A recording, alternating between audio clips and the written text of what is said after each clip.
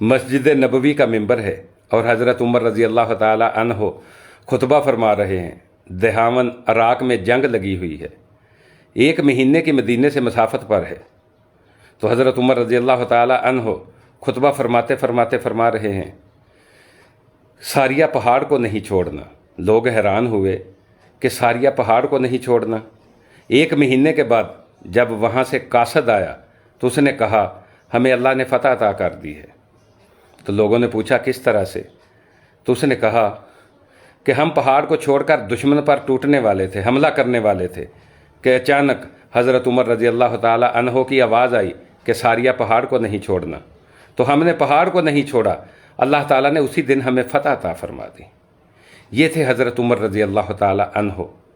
हजूर सल्लल्लाहु अलैहि वसल्लम ने हज़रत उमर रज़ी अल्लाह ताला अन्हो के लिए बड़े तरीक़ साज जुमले इरशाद फरमाए।